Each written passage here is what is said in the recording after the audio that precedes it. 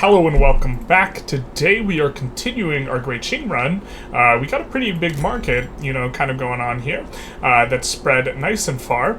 Last episode we fought on behalf of the CSA after letting them get stomped by the USA so that they would decay into minor power so that they would be subjugatable, and then we reverse swayed our way into being their overlord, protectorate, and then we turned them into a dominion. Now we are in a position where, as soon as our truce is up with the USA, what we're probably going to do is we're probably going to attack the USA. Mexico wants states back from the USA, and the CSA wants states, like Alabama, sweet home Alabama. They want them back from this USA as well, and so while the USA will probably put transfer subject on one of these guys as their primary war goal, they won't be able to put it in as both war goals, so hopefully we can sway and vassal feed these two on the USA. Secondly, we have ourselves a little bit of a world war type thing, or at least kind of the biggest conflict we've had so far over the fate of Venetia slash the Venetian side. Republic of San Marco, we joined in exchange for them becoming our subject, and Russia joined against us, and so we have ourselves a little bit of a big conflict.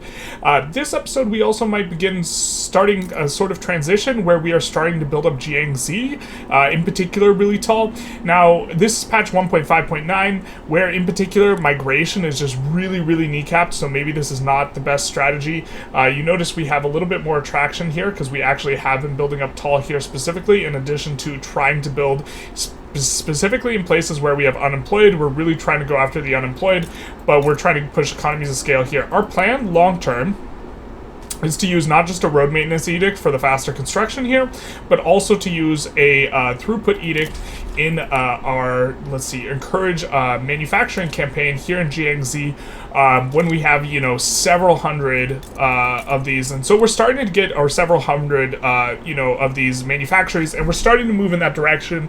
And so longer term, this is going to be good. And one of the reasons why it's in particular going to be really good is you can see here our MAPI is actually 90. Instead of 85.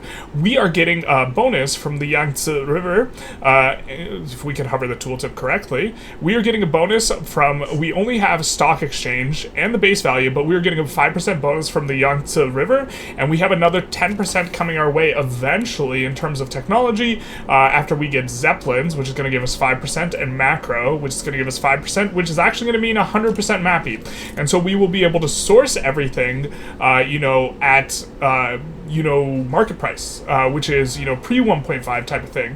And to be fair, we can do this in several states, but Guangxi has the most pops in the entire game. We can do this in several states, along the Yangtze River, as well as the Yellow River up in the north, but Guangxi has the absolute most population in the game. If we kind of come in here and we sort by population, this is why it's probably the best state in the entire game to build tall. At the start of the game, North Bengal is number 2, so shout out to North Bengal, but we have 30 million here, and if we can manage to implement health institutions, we can try and, get it to come up. But yeah, migration is kind of busted, because they did a bug fix that kind of made the value not really what it should be, so it's about 10% what it should be, and after patch 1.5.10, it will be fixed, or allegedly, that's what the dev said, and so we will be kind of experiencing much better migration then. But for now, migration's not really popping off, which is why the normal strategy of taking, states in here and getting, flooding it with migrants is not really working that well. We're barely getting any migration into here, which is normally a really nice place to exodus your Han pops, so that they don't get unemployed and are instead employed up in, the subsistence farms in this huge arable land. And so despite the fact that, we have this 44 value, we're barely getting any migration.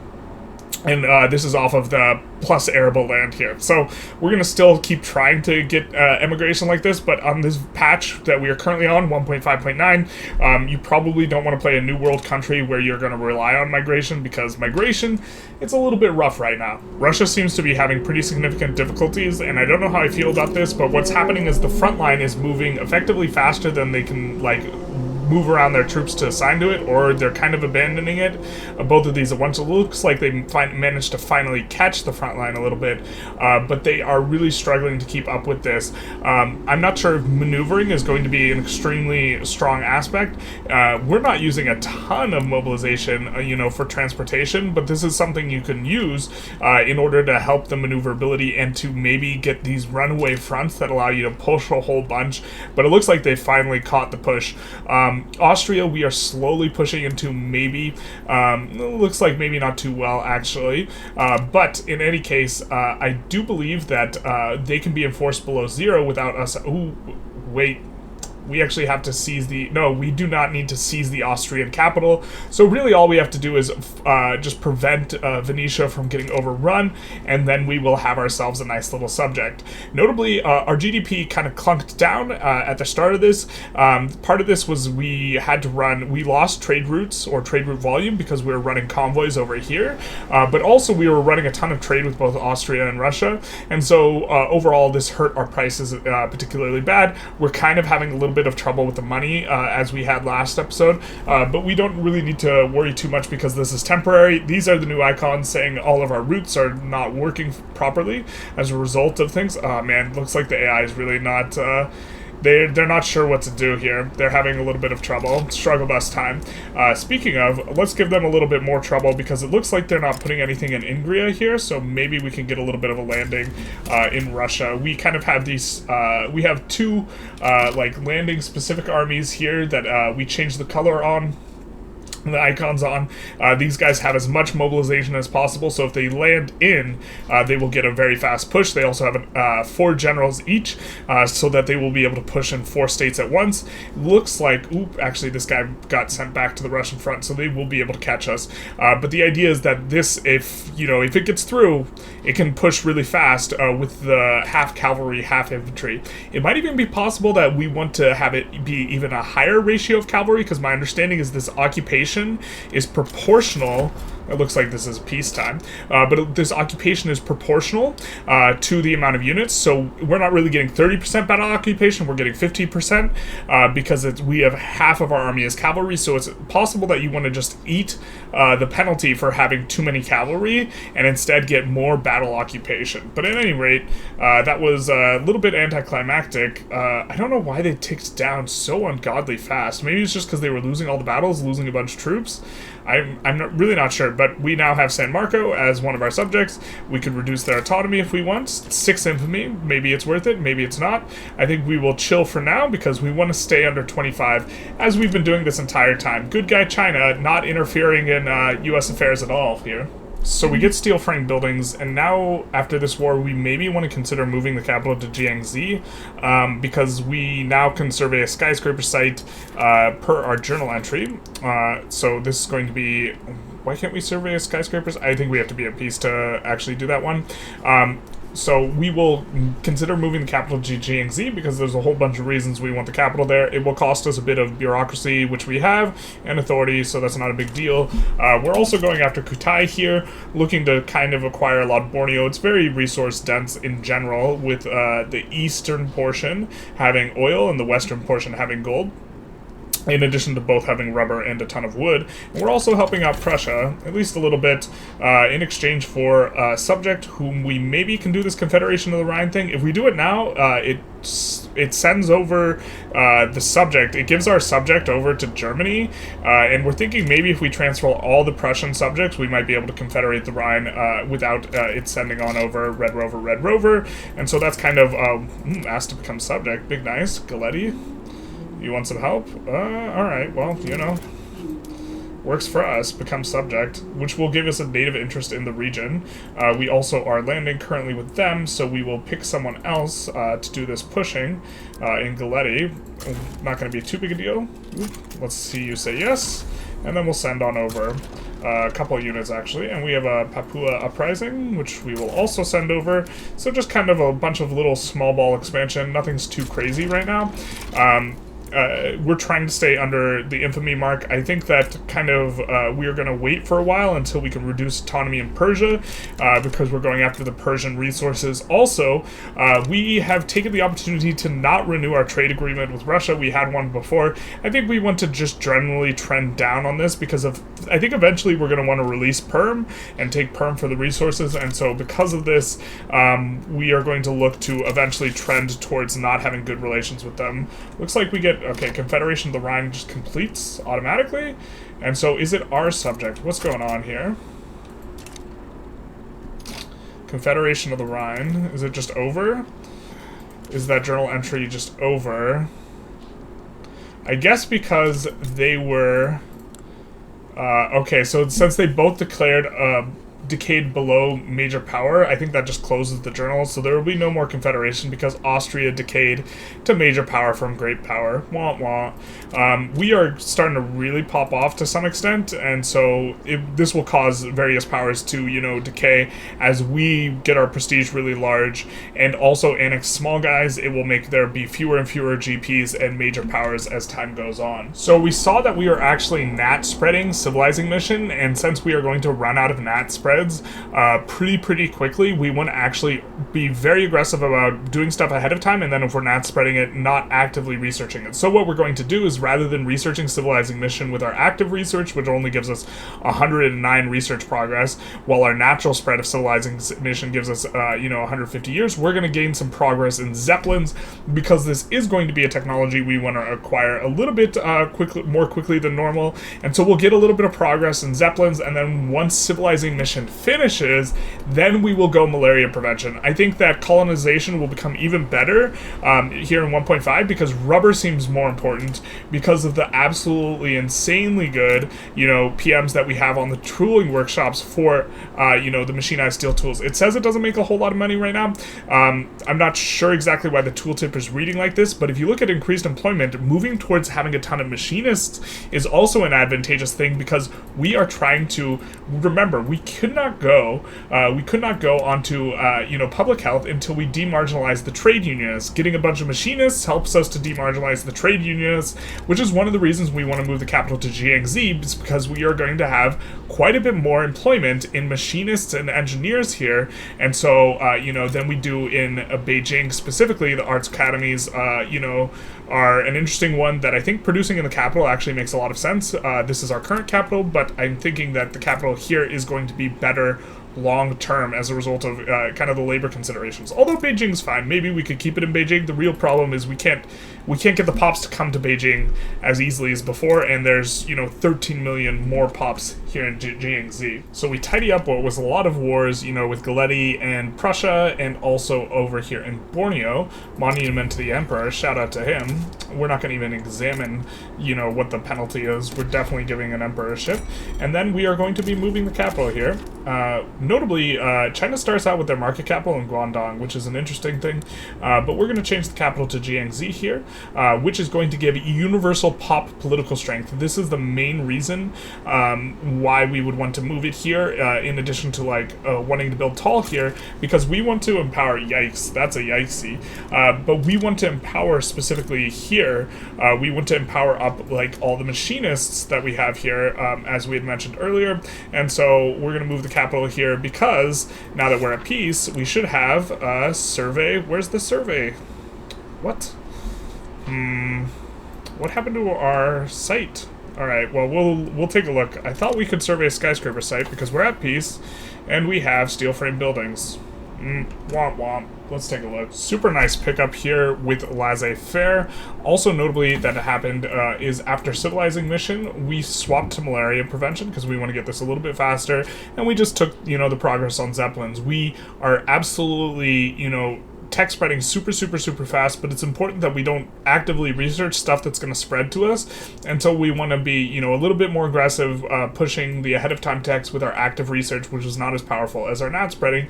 We have mutual funds coming down the pipeline though, which is going to be pretty nice because I think we do want to switch to commercialized agriculture. It's going to be a little bit better for us, at least in this kind of shortish term here, but overall it's probably not too big a consideration, other than it will let us go against the scholar officials pretty aggressively. We also, this this guy died, and we got a reformer, kind of hoping for a theocrat, because we maybe wanted to do some theocratic stuff, but now we can have a little bit of a go at, wealth voting again. The Industrialists have been slowly coming on up. They are powerful, and we just wanted to double check. Maybe we want to go, so we could go compulsory primary school or in this direction, and I think that's the little bit of a decision here between wealth and that. We could also try and go census, which would radicalize the scholar officials, and I don't want to... I don't think we want to micromanage the army, because this seems to be maybe what was causing the bugs, so we're not going to do that. So I suppose we could just swap onto wealth voting and see how things go. It's going to make it harder to go theocracy long term, I think, though. And we do definitely want to go restricted child labor, but I think we might just wait until we can get invent human rights and then just make the big jump, and then we'll just do kind of 2 jumps here for wealth voting into census. A big part of wealth voting, though, that we want is we are trying to, get the trade unionists on up, which this 1% is not even close to being on up, so it's a little bit unfortunate, but it is what it is. So really love this new mechanic. We have developed Amazonian state potential. It's going to be in Santa Cruz, and just kind of taking a look at Santa Cruz, they have currently a pretty bad malice, minus 30% state construction efficiency and infrastructure. This is Yikesville. However, there's now this journal entry for, exploiting the Amazon, which is going to move it in the direction of having quite a bit less. We'll give them the migration attraction, even though we really love it, and you see it loses the Amazon rainforest trait and gains the developed Amazon rainforest trait. So taking a look at this, instead of the 30%, now it's 20%. It also gives a migration bonus, and we still have the hardwood output bonus. And this is an output bonus, not a throughput bonus. So in theory, we should be pretty aggressive about putting it onto focused hardwood production, because throughput increases both the input goods and the outputs. Output just increases the output, right? So it's going to be very, very strong. We, of course, really need the rubber. We really need the labor. Man, the truth hurts. We can't get the pops out here, though. God, this is so frustrating, how the migration is, so sticky. 2K is barely anything. We have really high migration attraction here. There's peasants. Oh, why aren't the peasants wanting to work here? This might have to do with job satisfaction. They're already just too satisfied being peasants, which is, the opposite of big nice. However, if we build over, there's these sub-farms, maybe they will come on out, but that's a lot of sub-farms to build over just to get them out, because the employment's only 40K, so we'd have to build over all these sub-farms down here. Which is not that attractive, but also really want them to be employed in the rubber stuff, because man, oh man, do we really need the rubber in order to turn on PMs.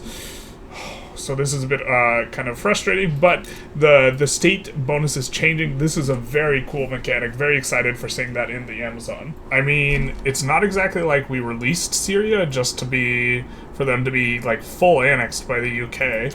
I don't think... I think we had, I don't remember what happened to our alliance with the UK, but it doesn't matter, because now we can join against them anyways, and so we will say, hey, would you like to become our subject? They will say, yes, of course. Your subjects always get defended. And then we're going to park our navies here, because we can't quite park our armies here, but we can, deploy to this sea node each of our navies, even the tiny, tiny ones, which are going to intercept the UK. Now, the UK's navy is almost certainly stronger than ours. This isn't the point. The point is that they can't land while we have a navy in there, and we will just repeatedly do what they do to us, which is just oscillate each of our navies. When our navies get beaten, we just send them back out, and if they're in a forever battle, they can never win. If we could park troops there, we would rather just, park troops there, but we can't. We will park some nearby, though, and have them mobilized, and then we will also make sure we mobilize a decent chunk of guys back in the capital. We haven't really added much army, just still operating off of these conscripts for the most part, but actually our capital's in South China now. Just realized that. Alright, we'll just move these guys over.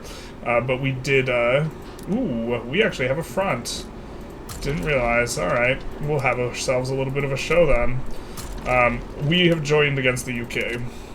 They are ready to feel our might while we defend, hopefully, Syria. Don't give up, Syria. We got you. We'll defend you.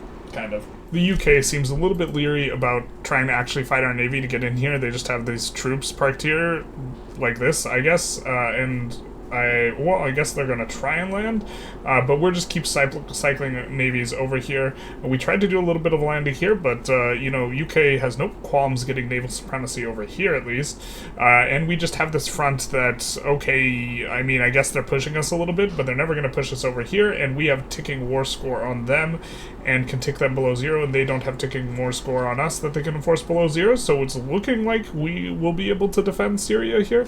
They're getting a war exhaustion of a little bit less than us. We're getting 2.4 per tick, and they're getting 1.97 per tick, but, our second Qing fleet is depleted and has to return, like, all the way back here, but as soon as they move back there, we're just going to move them back over here. We get an election. Let's take a quick little look at that. We slotted out the Intelligentsia, and notably they split with the Industrialists, which is good for us. Scholar officials keep, coming down, and we're probably going to be faced with a bit of a choice sooner rather than later, whether we want to keep the dream alive regarding theocracy, or maybe just go, a little Chinese communist type of thing, which is, certainly some kind of RP. We have wealth voting coming on in, and we have also, it's not doing very well, but we have started to bolster the trade unions, trying to get them out. Also the extra political clout in the capital here as we industrialize really heavily in the capital should help out because, not the laborers as much, but the machinists and the engineers will be helpful for getting an extra quarter or 25% clout on them specifically in the capital will be nice. So something a little bit weird happened, or a little bit new in 1.5, I guess.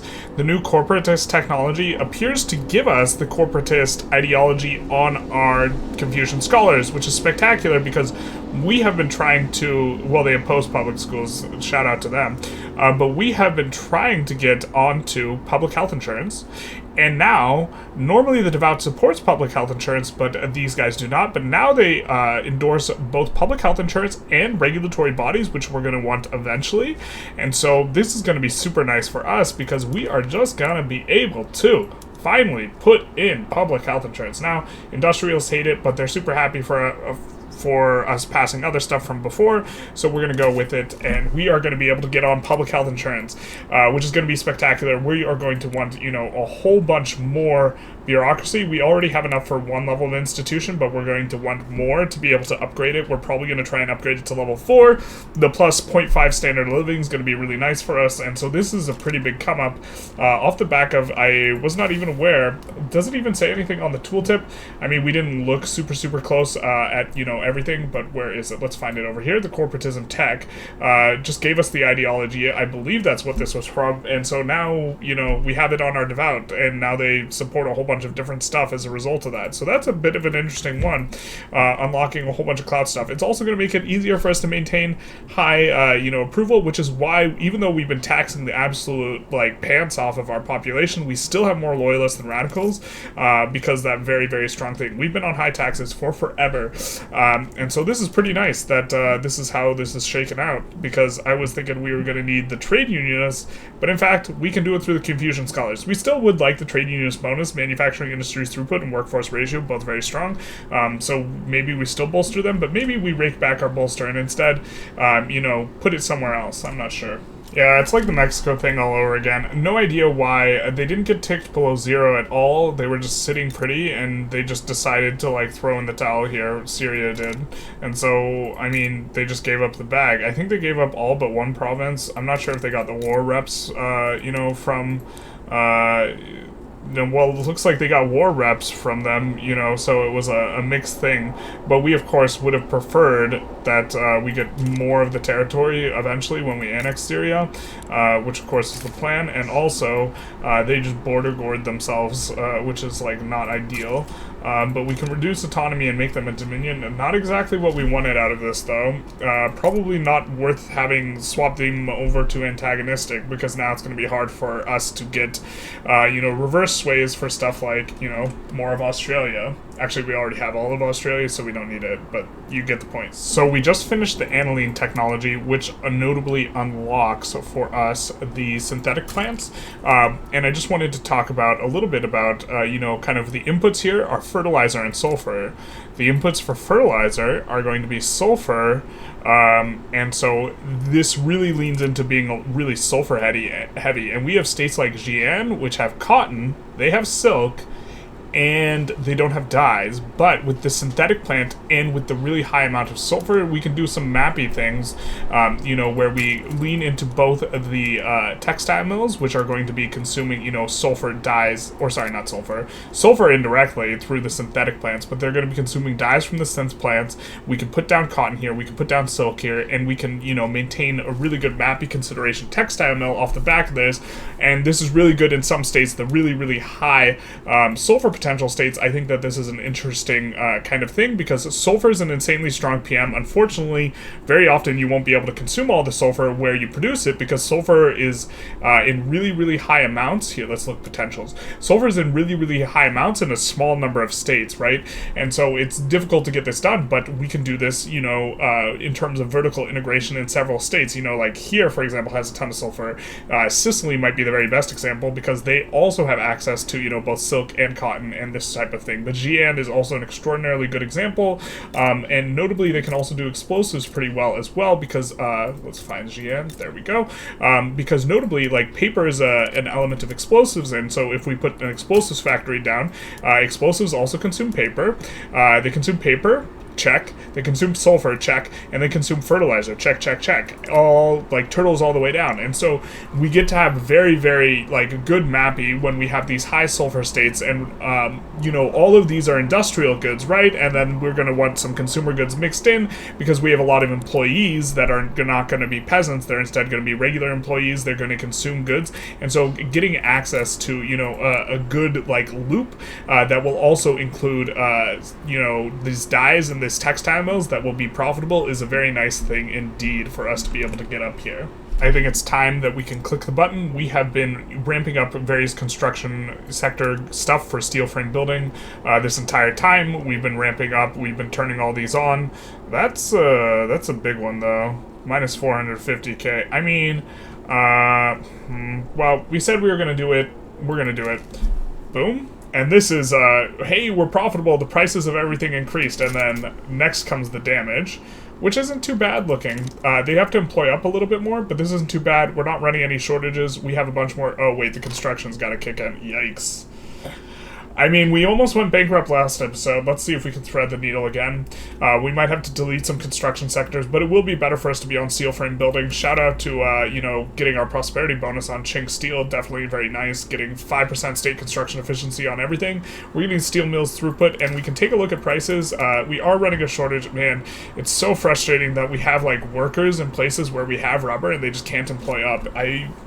Anyways, beyond that, we're going to need to, in particular, focus on the glass, and once we get the glass prices down, this should really catapult us kind of in a bit of a new direction.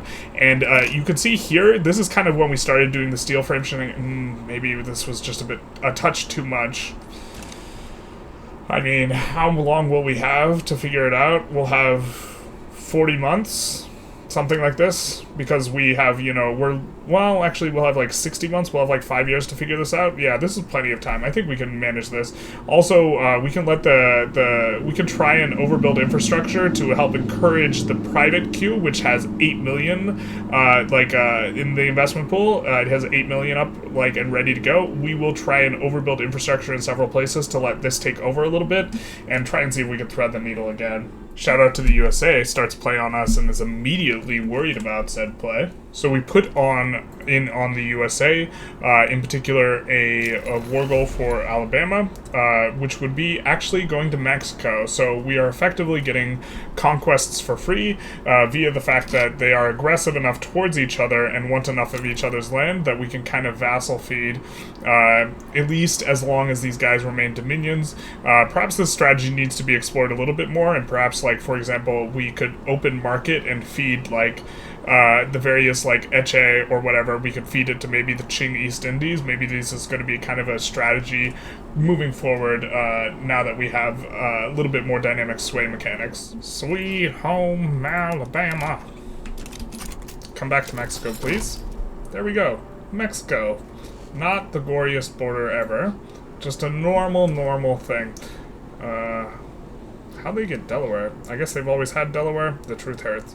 Notably, we can, if we get Ohio, we've pointed this out before, if we get Ohio, we'll completely cut their market in half, but there wasn't a way for us to reverse sway in Ohio. Still, we're going to keep both these guys on dominions, because this is a little bit of a funny interaction. We notably also got healthcare. We're still coming in and trying to increase the bureaucracy so we can start jamming up to the next levels, but we're also going to enact free trade, and following free trade, you know, with off the back of this kind of new thing here, where we are, not these guys, off this new corporatist thing, we will be able to pass, you know, regulatory bodies as well, which is super nice, being able to get into this. And I think that this is kind of an interesting thing that happened this episode. I think we're going to look to wrap it up here, but this episode we kind of did two things. We finally got on healthcare via this corporatist thing, and secondarily, we also managed to, you know, we're starting to really incorporate, and by incorporate, we're starting to really build tall here in Guangxi. You know, we have a infrastructure of, you know, 1,200. We moved the capital here, and there's starting to be a lot of economic activity here. Shout out to, you know, 500 million pops as well. And it's only going to, this line is going to start cranking up really a lot faster as we put in the healthcare, because we're primarily gaining growth through population growth. And so both healthcare and the fact that we're about to hit reg bodies, you know, off the back of this corporatism thing is going to give us this late, like, industrial hyper kick. Hopefully we can manage to keep the construction up. You know, we got up to 5 million unemployed. We're back down to 4. We're trying to keep the unemployment down. We're trying to attack the unemployment fairly aggressively. Like, I think we have a level 51 glassworks around here somewhere. Shout out to the loud car outside. Where you got like a level 51 here. This doesn't make sense for Mappy, but we needed glass, and this place had an enormous amount of unemployed, and now it doesn't have any. So these are the kinds of things that we are doing. We're trying to build tall here. We made had a little bit of a world war at the beginning. We're also playing world police here in Austria, helping them out in exchange for some terrible border gore we got in exchange for South Tyrol, which of course we have access through San Marco. Man, this is not the cleanest looking run in terms of appearances, and we also did some exploiting the Amazon stuff, so really kind of seeing some of the things that 1.5 has to offer, and so, yeah, I hope you enjoyed. If you did, please feel free to like, comment, subscribe, you know, do the YouTube algorithm thing, and other than that, have a good one.